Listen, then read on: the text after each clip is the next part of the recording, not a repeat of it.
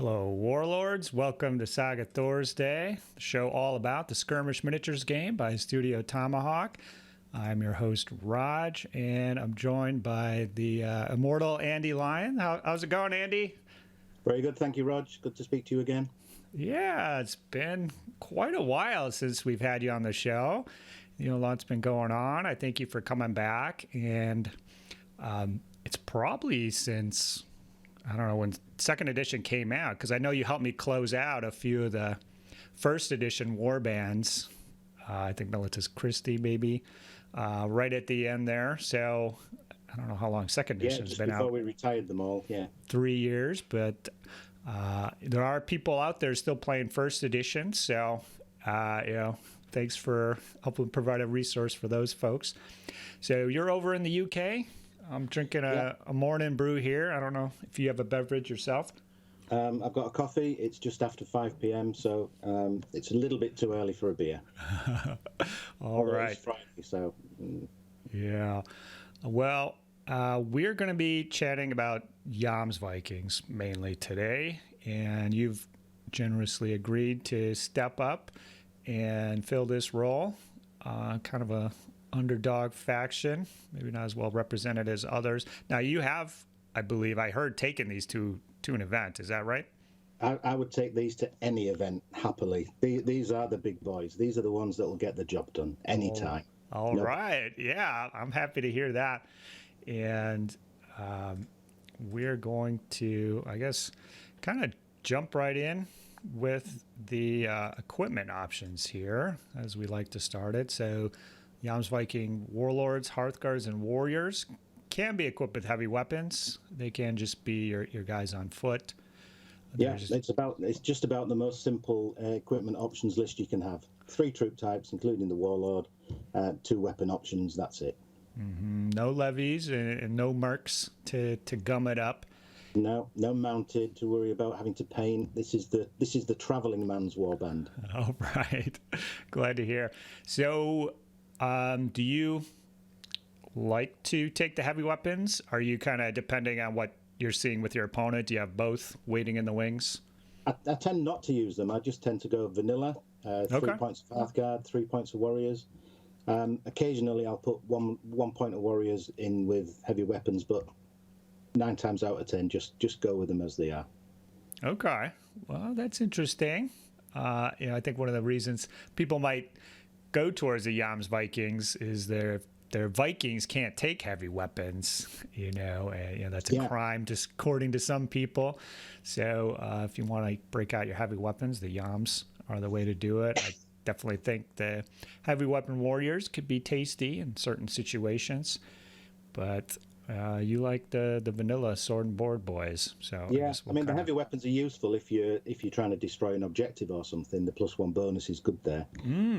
But generally, I like to keep the armor up. This is where people struggle to get past the Jomsvikings defense. So taking that hit on the armor is a no-no for me. Okay, well, that's interesting. Well, let's talk a little bit about the main mechanic here, Wrath. So can you describe Wrath, how it works for the layman? Wrath is exactly what it says. It's how angry the boys are getting. How angry do you want to make them? That's the question. And the beauty about the Jomsvikings is you don't have to make all the decisions, your opponent does. So you give them awkward decisions to make, and depending on what they do, you react with the abilities on your board. It's beautiful because, like I said, you can drive people mad with this board. Yeah, that's a good point, actually. If you think a little deeper, the kind of the cognitive load of your opponent. The Jomsvikings board, I actually think it's kind of a good newbie board because you don't really have that many decisions to make. Honestly, people will clam up on you. They'll say, "Right, I've been told never to give you any wrath, so I'm not going to give you any wrath for the whole game," and that's fine because the abilities that when they don't give you wrath, they're very good abilities anyway. So if they don't give you wrath, they're going to get hammered by the strength of the abilities. Mm-hmm. So, but probably by the end of the game, they've cracked a little bit. And throughout the game, yes, they'll be cracking. I'm about to break. I can't handle it. I just gotta. I'll give you 2 wrath because I think I can manage you with 2 wrath. Yeah, that's where it starts.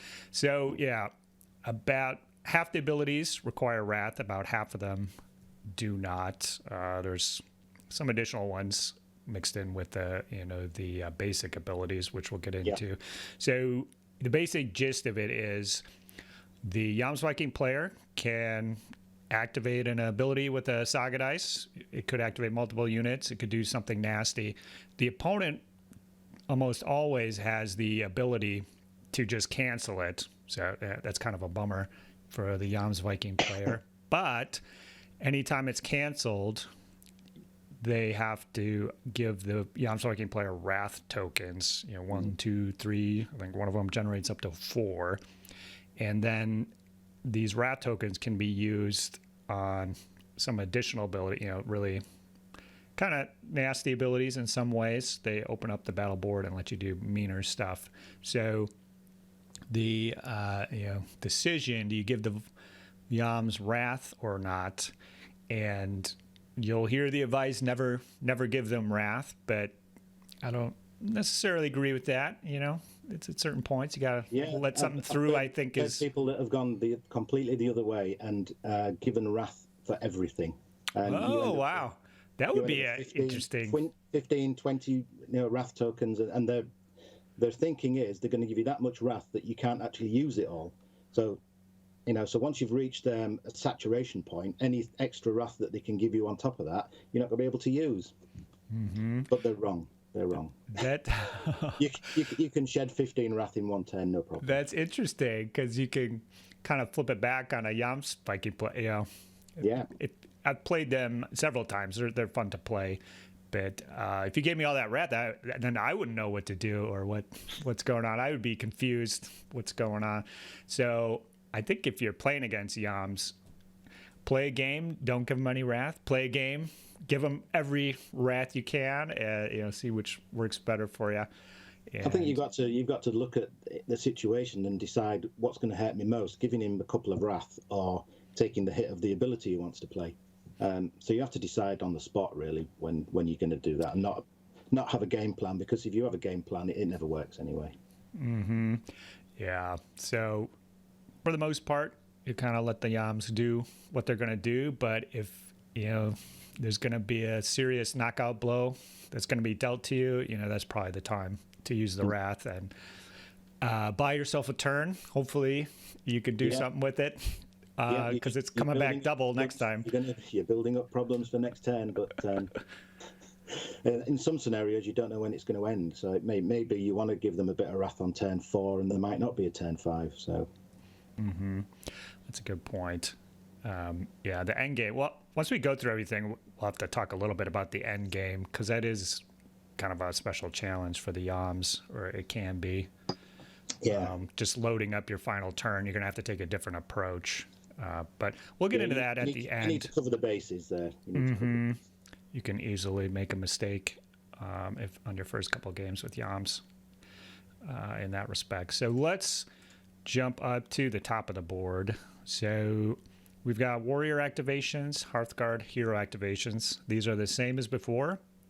Yeah, because there's no levy. There's only 2 of the basic activation abilities: the Jomsviking and the Dreng. So the hero and the Hearthguards, and then the warriors. Yeah, so no levy. So we've filled something else into that space. And these are your regular activations. They can't be canceled. So correct. At some point, the Yoms player will be using the in certain situations perhaps there to are times ensure you want to get the activation through, so you don't want your opponent to have the option of cancelling it. So this is when you use those basic abilities and you're guaranteed to get your activation. Yeah. So let's look at Appeal to the Gods. So this is where the levy activation would normally be, and this is an uncommon.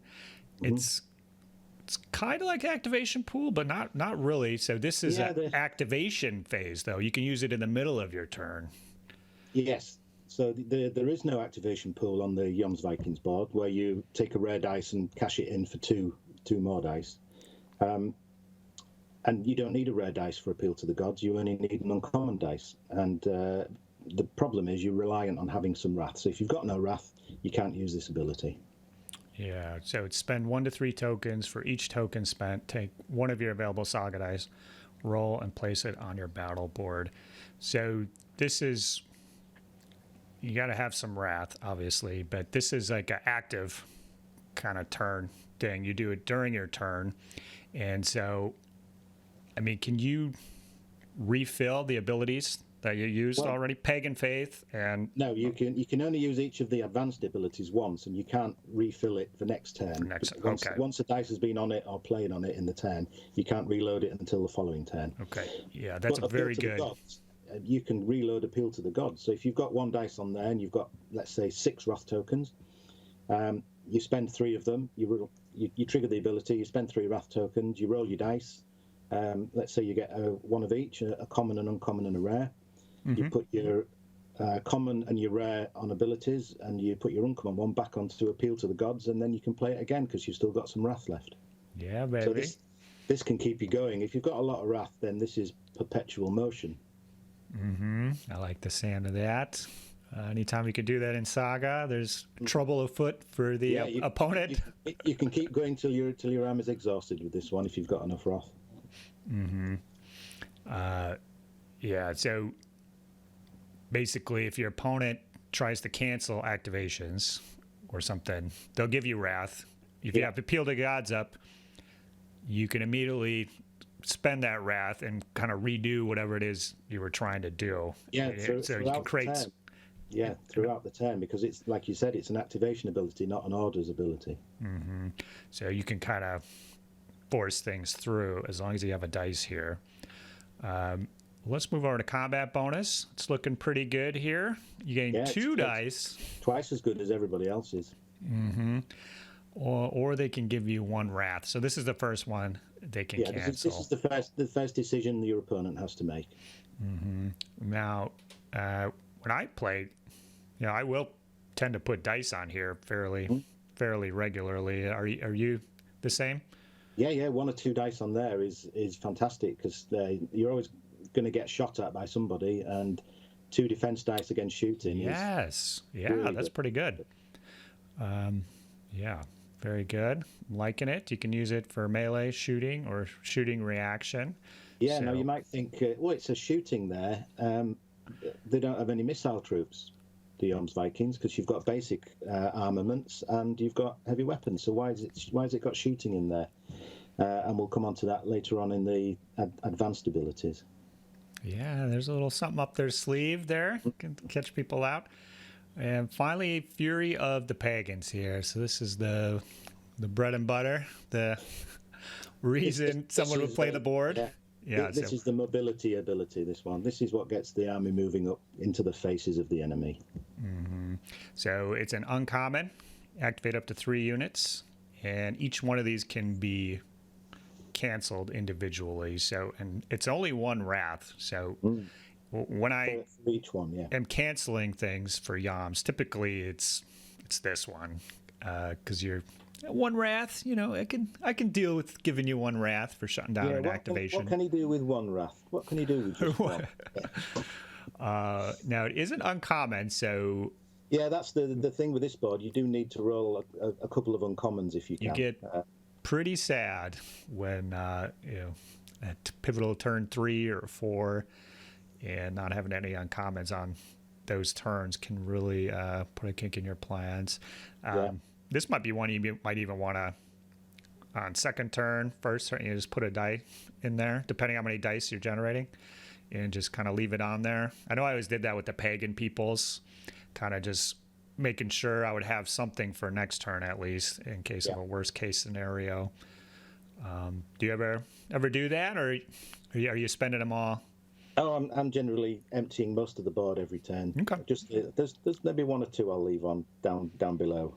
Mm-hmm. Yeah, we'll have to. There's so much to talk about with this board, different strategies and such. Okay, we're going to go down, and we're going to do the 5 advanced abilities that can generate wrath. Yeah. And kind of talk a little bit, maybe the strategy behind that, and then we'll get into the ones. Yeah, these are your 5 bread and butter abilities that you're going to be playing every turn. Every turn you're going to get these. Yeah. So, yeah. That's part of the reason. The fun. You only got 5 abilities here. You can play the whole game with 5 quite happily. You don't need anything else. Yeah, so let's go down to punishment. This is activation reaction. Trigger this ability after an activation.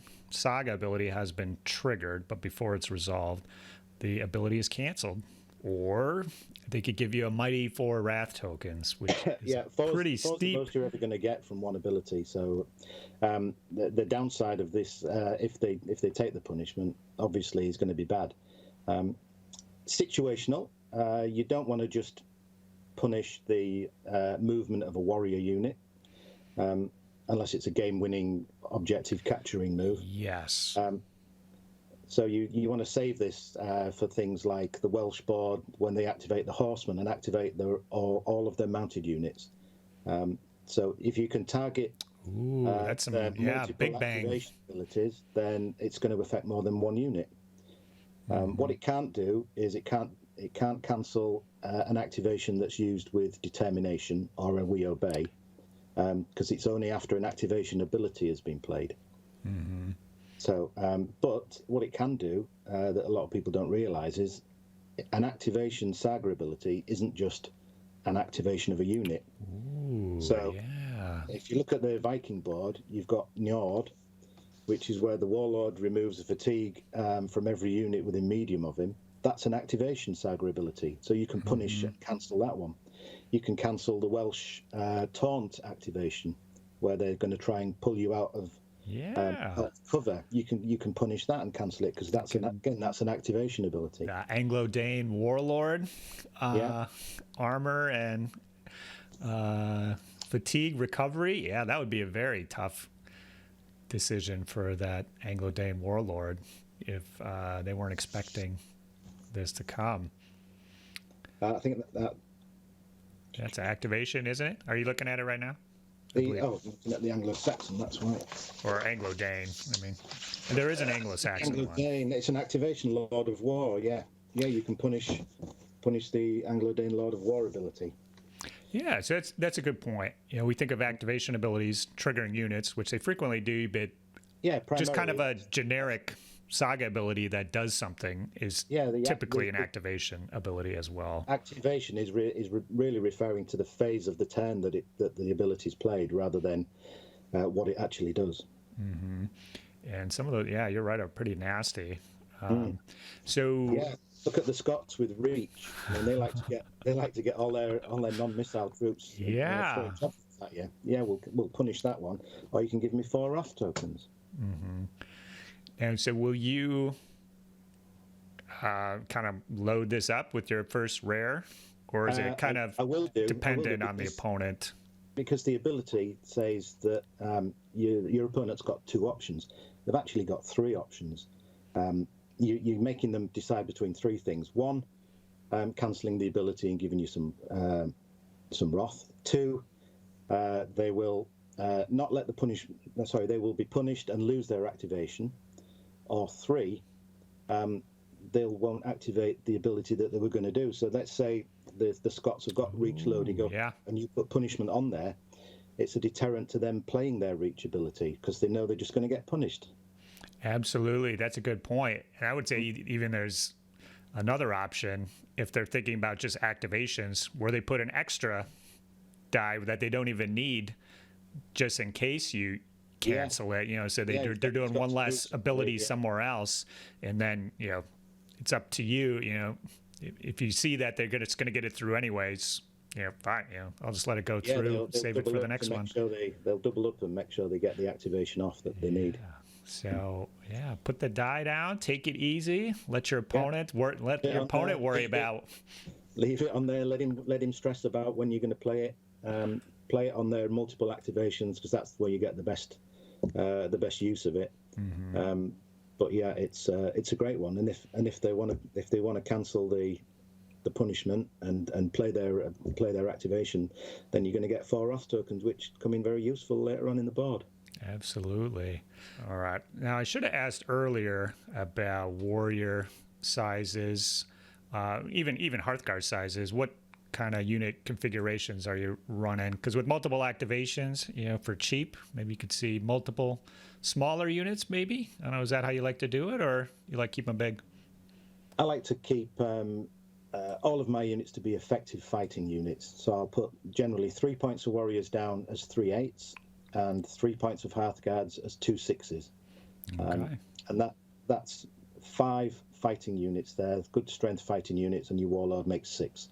It generates 6 dice, which in version 2, people tend to go for 7 or 8 if they can, but 6 with this board is enough. Yeah. You're not going to lose dice as quickly either with having solid units. Absolutely. Well, that makes sense. We'll keep that in mind. Let's pop down to A Storm Rises. So this is an uncommon or rare activation ability. Remove a fatigue from 1 or 2 separate units, or you gain 2 wrath tokens. So this one, as far as the wrath goes, it's all or nothing. It's not. Yeah, they can't pick one. They can't do one. You can remove that one, but you can't remove that one. It's all or nothing. Maybe the Yams player would probably prefer that. The chance to get 4, maybe. But so you're going to shut it all down with the 2 wrath, or not. So this one's great. Go into combat. Yeah. Do some damage. And get a fatigue and think, oh, I don't want that fatigue because you're going to hit me on your turn. So I'll take 2 fatigue away if I can, please. And then you give them a difficult decision.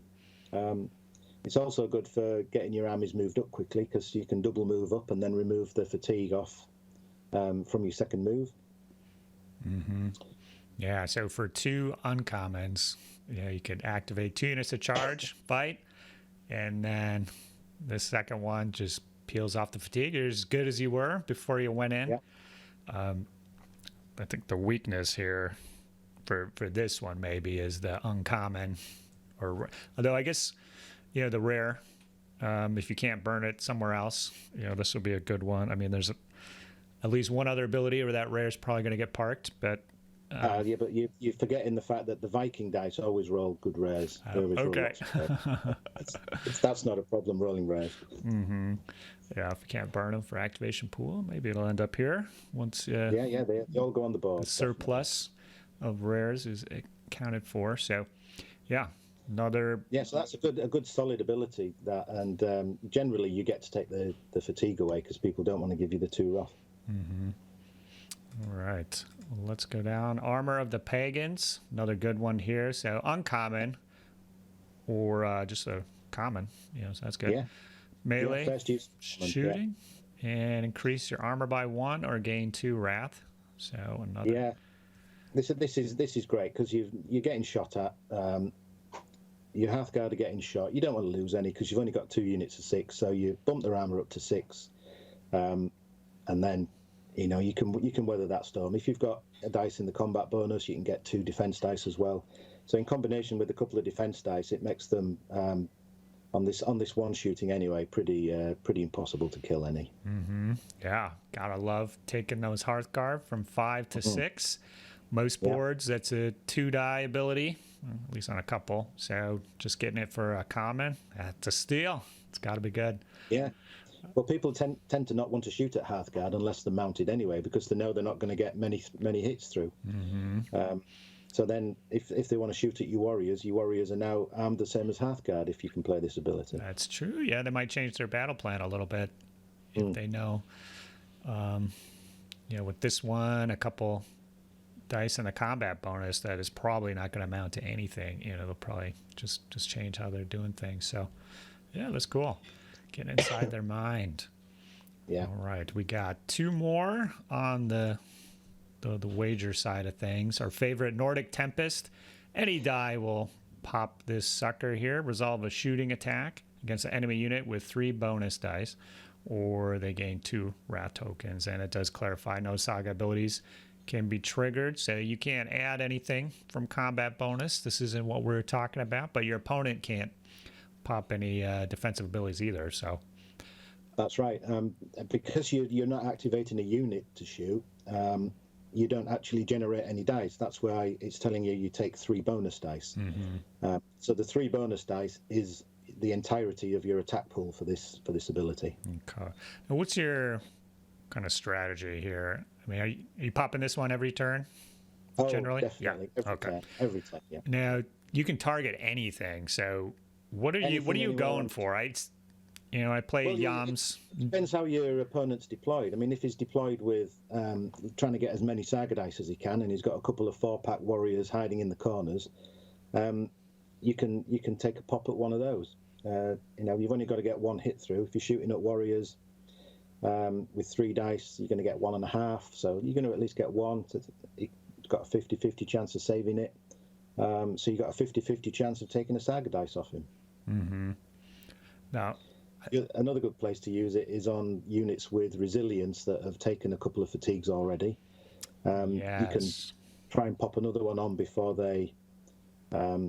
you charge them, against a Warlord especially, or if a Warlord's exhausted from his turn when he's charged you and he's ended up exhausting his Warlord, you can finish him off with this. Absolutely. So, yeah, I think that's the important right here. So you would think from playing Yams players that there's something in here that says it always must be the first thing that they do, because you probably played a lot of guys. It's always the first thing they do, but I would say cool your jet. Wait, if you can pop a unit, if you can pop a Warlord, if you did your attacks, you're going to have multiple charges. See what happens, and if they're down to 4 warriors, this is the time you're going to get the bang for your buck. You might get the wrath that time if you see they're going from 4 down to 3 warriors. If you just get one hit through, so really, kind of make it count. Just don't throw it away at the start of every turn necessarily. No, I mean generally it goes down at the beginning of the turn. But if you've got something coming up where you might want it to assist later on, if your attack doesn't quite go through, then you might manage to get it with. So you might be attacking a unit of warriors and you knock them down to 4 models. One more and I would have took the Saga dice off him. So then you pop the Nordic Tempest on at the end and you've got a good chance of getting that dice away. Mm-hmm. Absolutely. So yeah, one of the signature abilities of the Yams. Maybe a little different than a first edition, but yeah, the first edition nobody wants to go back to that. Yeah, that's why people didn't like the playing against the Jomsvikings for the Northern Tempest ability. Yeah, it's very, very good back and first. All right, and the last one here, Pagan Faith. So another signature, but basically all of these you see there's not many to choose from. You can use this is where the other rare dice goes down. The second rare dice goes down. So you can use any die you want, but you really want to put the rare down here because it's twice as good. Yeah, that gets pimped by using a rare. So obviously if you've got the rare, this is the one to put it in.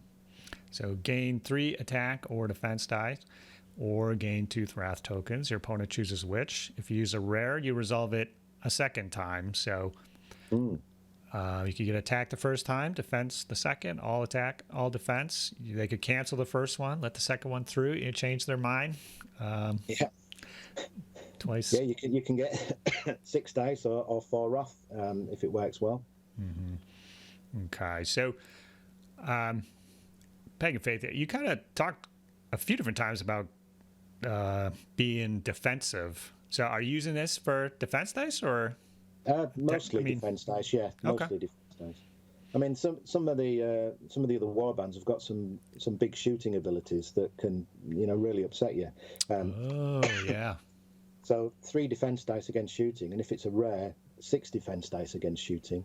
That can really negate the strong shooting abilities on a couple of the boards. Mm-hmm.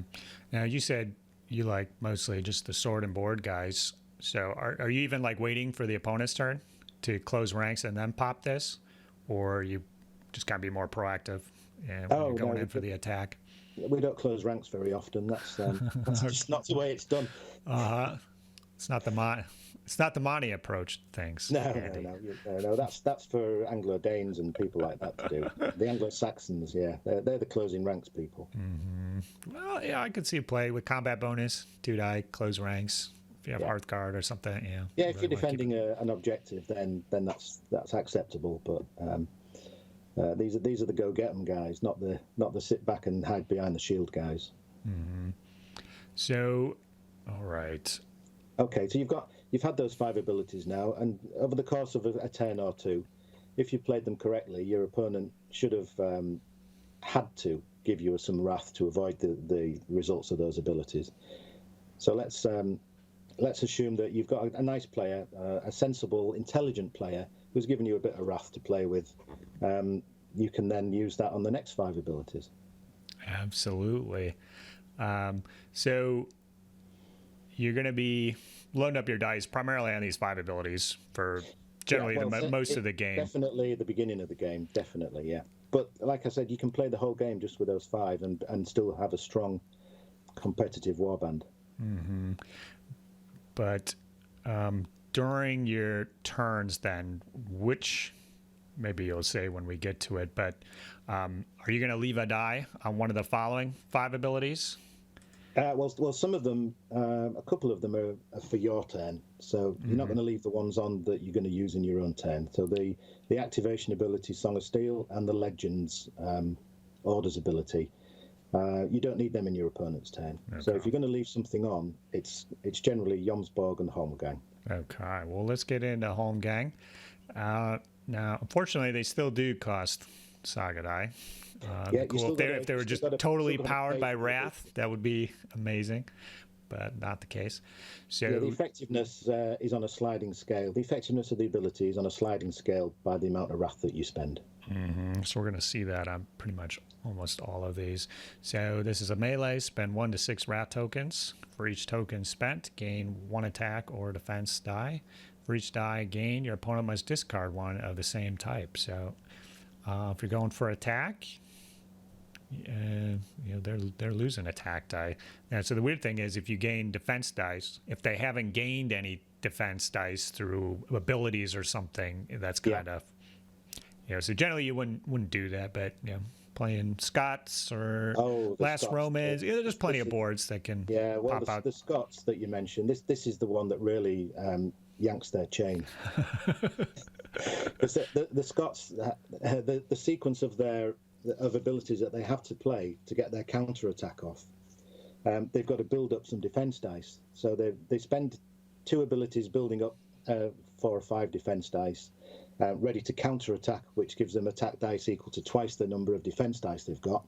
And before they get to play the counter attack, you pop Homegang, you take defense dice, and you take all their defense dice away, which negates their counter attack.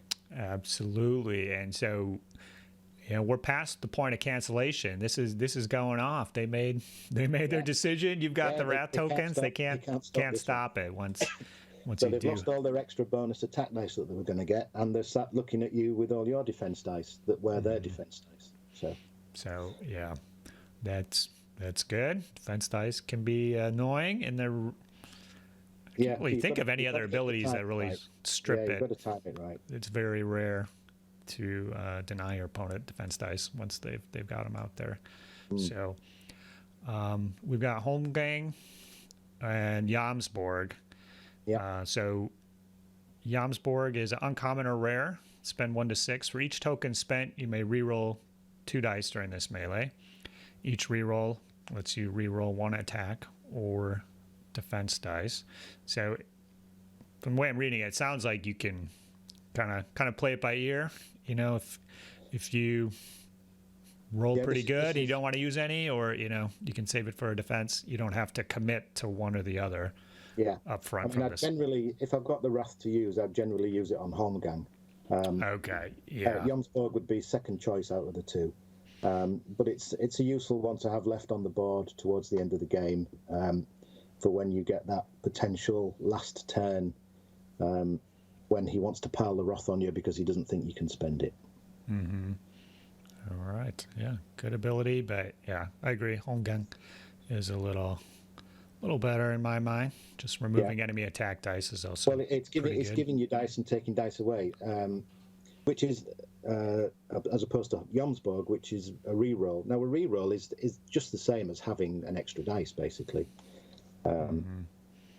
If you've got 6 dice and you get 4 hits and you're going to reroll 2, then that's just the same as having 2 more dice in the first place. Okay. Makes sense. Mm. Let's go up to Hammer of Thor using a mighty rare melee. It's got to be a hero. It's got to Well, you only be. allowed one hero. It's your Warlord. Yeah, it's got to be him. Spend 1 to 4. For each one spent, inflict an extra hit or cancel a casualty suffered by unit. Unfortunately, it has to say they got to be all the same. So you're going all attack or all defense. So it does take a rare on top of the Wrath tokens. So kind of a pricey ability if you're thinking about it that way. But auto hits are always good in the game of Saga. I mean, you've got to have the rare dice on there. You've got to have your Warlord in the mix, and you've got to have 4 Wrath sitting there that you don't need for anything else, because you can't load that up in something else and then use the Wrath on another ability, because then you've negated the whole point of having the Hammer of Thor loaded up. So it does tie up 4 Wrath that you might not get to use. So it's pretty situational, like you said. It's a rare, so you're not going to put it there unless you probably know that you have the Wrath token. So you don't always, the sequence, you don't always know that you're going to have Wrath. So like Homegang, you could load it up without knowing that you have Wrath, and but this one, it's got to have your Warlord in position. You've got to set aside the Wrath. You've got to set aside the Wrath that you need for that one and not touch it, because there's no point in playing it with 1 or 2 Wrath. And then maximum effect. It's got to be, to get the most out of this, it's got to be kind of a certain type of combat, just a standard combat. I don't know.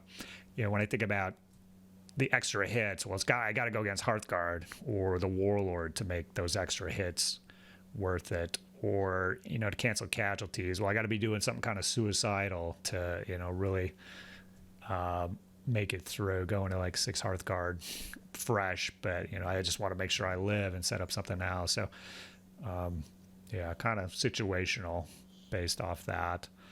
Do you have any good stories about using it though, perchance? I tend not to use it really. It's unfortunate. If you've got a few Wrath, there are other more useful things coming up next that you might want to spend it on. Yeah. All right. Well, let's get to that one. This is the one that has been fact. So it has, yeah. Now that the FAQ was a double-edged sword, but as it used to be, it's an activation spending 1 to 6 Wrath tokens. Activate that many friendly units to move. They count as being armed with javelins during this activation, and these activations do not generate fatigue. And that's been tweaked slightly now. And basically the difference is that they've added in, they count as armed with javelins until the end of the turn. Yeah. So not just for that activation. So until the end of the turn, the unit is armor 4 in melee, but has javelins. So if you then charge with them on a subsequent move, because this is a move, the Song of Steel is giving you a move activation.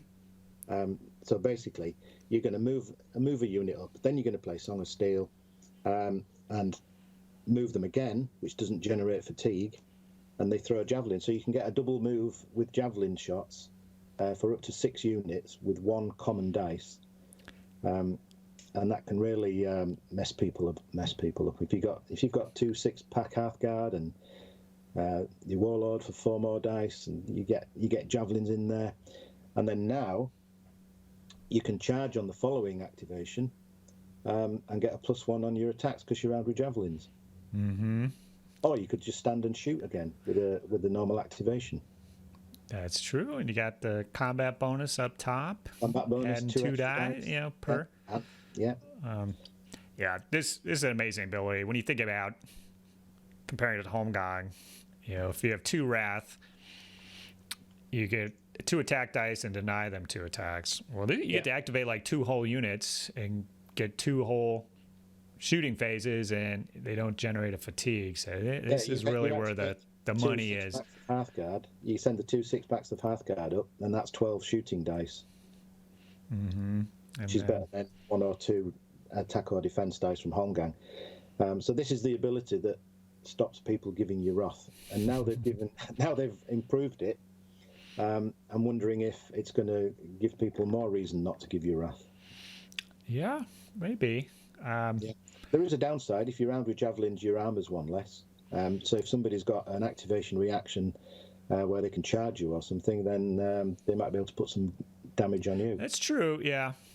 In that situation, it could hurt, but otherwise you're in charge of that. You can take advantage of it or not. If you're going up against levies or horses where you're going to get that +1 and some auto hits. If you can ever arrange that, it's always a good thing.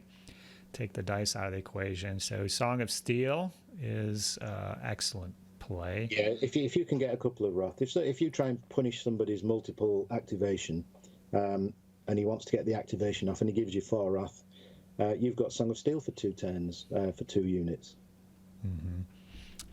Very nice. All right, let's do the last one, the big one. Not 2 rares, but an uncommon and a rare. Yeah. It says Legends. This is an orders. So you have to have 6 wrath tokens, and you have to have them in your orders phase from the prior turns. Yep. So once the turn started, it's too late, but until the start of your next turn, so your turn and your opponent's, all your units have an armor 6 against melee and shooting attacks, and your opponent cannot choose to make you gain wrath tokens. So you get to play your abilities straight, which is pretty good. Yeah, this is an end game ability, because this is where if you've got the 6 wrath left after playing Song of Steel for the 2 previous turns, then this is when you need to play this one, and like you say, your opponent can't stop you doing your armor up for well, you don't want to do armor of the Pagans because you don't need it. You've already got armor 6. Your Nordic Tempest and your gain 3 attack dice or defense dice, and with an armor of 6, you've got everything covered with this one for the last turn. Yeah, well worth it if you can get those 30 wrath tokens. Yeah. So we've gone through the the wrath givers and then the wrath takers away, you could say. Yeah. So during the kind of the middle of the game, average game, you're going to have your abilities queued up on those 5, and then I'm assuming you're going to have 1 die on one of these. I mean, you got kind of Homegang, Saga Steel, or Appeal to the Gods, are kind of the obvious if you're ones. Thinking about a speculative dice in case you get some wrath, then you're going to leave one on Homegang, because you've got more chance of being able to use it there, especially when to use it in your opponent's turn. Now, at the start of your turn, if you've got some wrath in your opponent's turn or something, then you can pop Song of Steel on in your own turn, because you can't use it in your opponent's turn. So Homegang, if you're leaving one on for your opponent's turn, and you've got a couple of other abilities on like Pagan Faith and Armor of the Pagans, and he doesn't want you to your armor to go up, and he doesn't want you to have defense dice because he wants to try and get something through because he hasn't managed to kill anybody yet. Then you're going to leave one on Homegang, because you can do that in the same melee that you played your Pagan Faith. So you've got to get the timing right. So if you attack me and I play Pagan Faith to get 3 defense dice, and you say no, you can have the wrath, then I can get 2 defense dice from Homegang. So you're still getting something out of it. Yeah, so you're just kind of waiting. If they spend the wrath, you can still use the abilities. So it's kind of an interesting calculation then, because having the ability queued up, kind of can influence their decision. Yeah, absolutely. So but again, you're making them make all of the decisions. Will you usually have a speculative die, like during the middle turns, or? Yeah, possibly, because I mean, I'm only playing with 6 dice, but I don't need many dice to move the guys, because the Fury of the Pagans and if I do Song of Steel, I can send as many units as I need with 1 common dice. So I've only got 5 other abilities I can play the dice on generally. So Homegang will often get 1 left on there in case he cancels one of my abilities and gives me some wrath. Then he can't cancel the Homegang. Absolutely. Now, I'd be curious how you kind of play the multiple activation game. Newer Saga players kind of like throwing everything into one big combat, and you can certainly do it with Pagan Faith and Armor of the Pagans, and even combat bonus you could throw in there. But kind of the strength of the board is multiple activations, and Are you splitting up those abilities for each fight? I mean, you're just going in even, and then you're going to come out ahead, kind of thing, in your opinion? Activations for moving, but generally, if I'm going into melee, unless things are going badly and I need to make some big hits and score a lot of points, then I'll try and do one thing well every turn. Okay. If you do one thing well every turn, and you stack the odds up in your favour, then it should work out well. Mm-hmm. If you try and do too much and do it half-heartedly with one ability here and another ability on another melee, you end up not getting anywhere. Just got to roll good, right? Yeah. Okay. Well, let's talk about the Jomsvikings endgame. So the danger here, if it's your first time playing, is you load up your standard loadout. Yeah, your last turn of the game. Maybe you do have one speculative pick, and then they go through and they cancel every single thing and give you 15 wrath on the last turn, and maybe you had Homegang queued up, but you can't do anything. So you just need to be aware as a Yams player that can happen on your last turn. So I've kind of talked with Monty before, and I don't know, that last turn puzzle is very, I don't know, it's kind of flipping the math back on the Yams player to try to figure out. Yeah, the last turn is the only turn where you really need to have to think carefully about where you put your dice. Mm-hmm. And so I've talked with Monty, as a Yams player, you really want to win the game one turn early, because you're not gonna have a lot of Saga dice anyway, but then the math and kind of have to be split, or you're just using them for regular activations, so you're not getting much bang for your buck. So is there, I don't know, what kind of advice would you give, or how do you approach that last turn as the Yams player? Obviously it's going to be pretty different, but just some general thoughts. Well, the thing is, all of your standard 5 abilities and your combat pool can all be cancelled by giving you wrath. So if you spend all of your dice loading up a Storm Rises, an Arm of the Pagans and Pagan Faith, and 2 dice in the combat bonus, and Fury of the Pagans to activate your units to do the last turn move ups and capture the objectives, everything there can be cancelled by your opponent. So you're in real trouble if you're relying on that. This is where you've got to put your dice in your basic activation abilities, your Hearthguard activations and your Warrior activations, because you're definitely getting those off. And other than that, you've got to maybe try and do one thing again, but double up on your options. So if you want Pagan Faith, and he's going to cancel it, then you've got Homegang there to spend the wrath that he's going to give you. Yes. So you need it. Yeah, but he's not going to give you. You've not got to give him enough opportunities to pile 15 wrath on you in one turn, because there's no way you're going to have the other dice backing up to spend it. So you've just got to get the maths right. So if I want to play 2 abilities, and he can give me 4 wrath for cancelling them, I need something where I can spend 4 wrath. If I load up where he can give me 10 wrath, I'm not going to have the dice to put somewhere where I can spend 10 wrath. The only other option is if you've played Legends at the beginning of your turn, then he can't cancel your abilities. Yeah. Ooh, that'd be nice. You need the wrath early on, so that's going to spend all your wrath on Legends, but it's worth it because he can't stop your other abilities, which are, like I said, you can play the whole game just with those quite happily. Yeah. So general advice, right? Leave Fury of the Pagans alone. Put the dice into the normal activations. Activations. If you do want to yeah. get a combat, you have to load up Pagan Faith and either Homegang or Yamsborg. So it is kind of like a little tax for the last turn. I'm not going to get a full impact turn on the last turn unless you've got Legends loaded up. So I think based off that with Fury, get up there early. Turn 2, there's no reason not to do a couple double activations. Perhaps really try to end the game before it gets to the end, and you won't have to worry about those final calculations. There's quite a few scenarios now that you're rolling a dice to see if you play a further turn. So those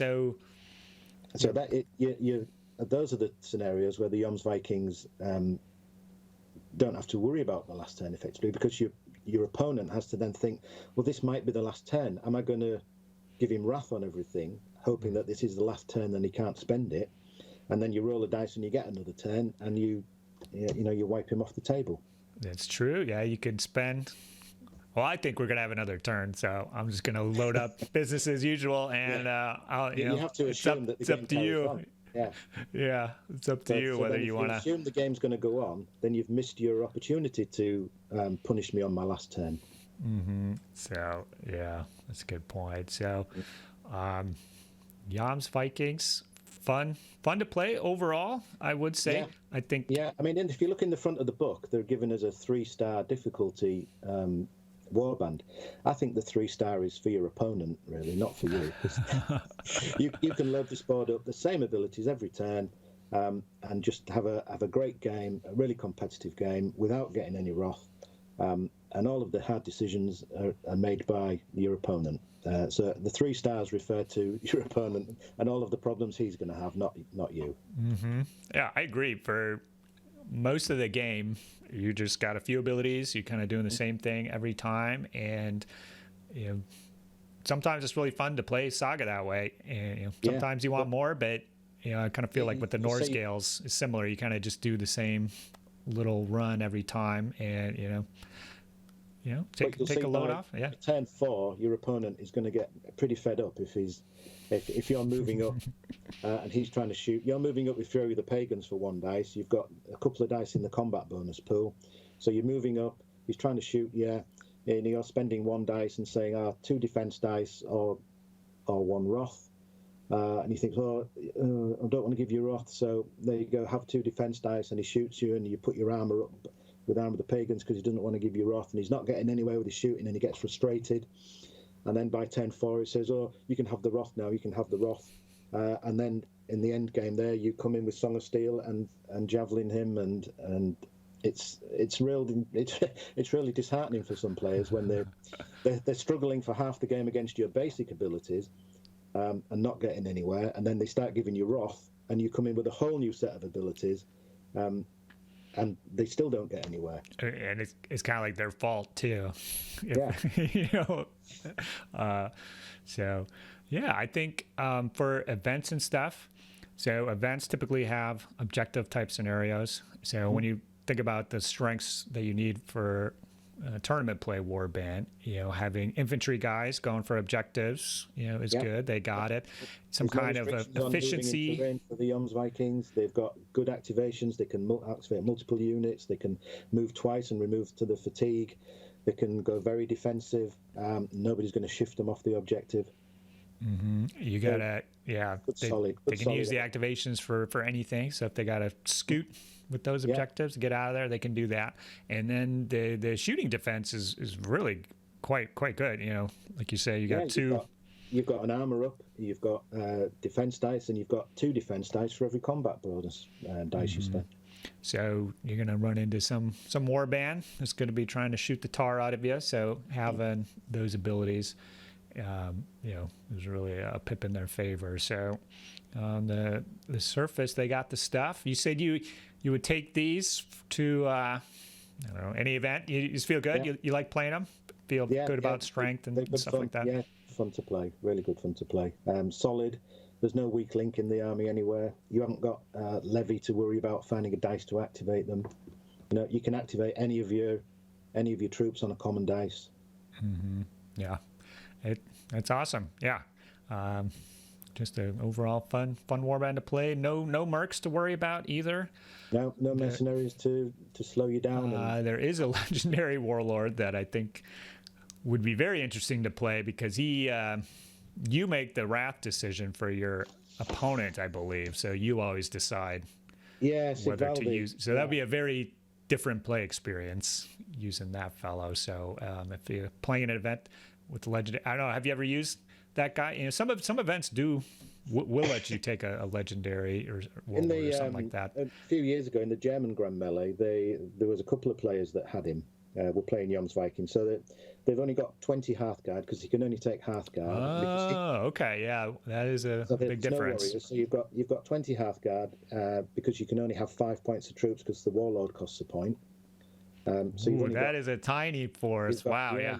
So they're basically all 4 packs of Hearthguard, and they're relying on the Warlord to do all of the work. Oh, interesting. So, And this is one where you definitely won't get any Wrath, because if he's got Wrath, every time you play an ability, you can roll a dice, and if you roll lower than the number of Wrath you've got, the ability's cancelled. okay. So nobody's going to give you Wrath if you've got him. Nice. Which negates his other abilities a little bit as well. Okay. Well, yeah, they're fun. Definitely change up the way, but now having all Hearthguard and being down a point definitely makes it not necessarily a no-brainer, but just a different way to play them. I'm sure. Yeah, it's fun trying to figure it out. Just stick with the vanilla 3 points Hearthguard, 3 points of Warriors. You don't need heavy weapons unless you're trying to destroy objectives. Stick with that solid armor 4 and armor 5. You've got the defensive goods and you've got the offensive goods. You can get moved up quickly. You've got everything. You don't need cavalry. You don't need mercenaries. You don't need tricksy priests or anything. The only thing that possibly I would say this board from the mercenary section could find useful is a personal champion who could use the just to get another hero. Yeah, could use the hammer option. Him. Yeah. Just kind of do more of the same. But all right. Well, thank you, Andy. It's been good chatting with you. Pleasure as always. Yeah. Hopefully we'll get to see you again. You know, COVID will end sometime. Hopefully, fingers crossed here. But yeah, it'd be good to see you at Adepticon, and then it'd be good to get over again once we can leave Plague Island. But I know Monty and I would like to get over to Europe sometime too. So, you know, maybe in the UK or Germany or something like that. Maybe we'll see you there. Early times for planning, but that would be awesome. And yeah, thanks again. You're a pillar of the community. Know your stuff, so I appreciate you coming on. And hopefully we'll have you on again sometime. But otherwise, I think that's it for now. Okay, I'm on standby for the next call. All right, we'll see ya. Bye-bye. Okay. Keep doing your stuff, Rodge. Cheers. Saga! If you'd like to see more Saga content, consider joining the Heathen Army over on Patreon or popping on down to the Saga Thursday Discord server. Links below. Thanks, guys.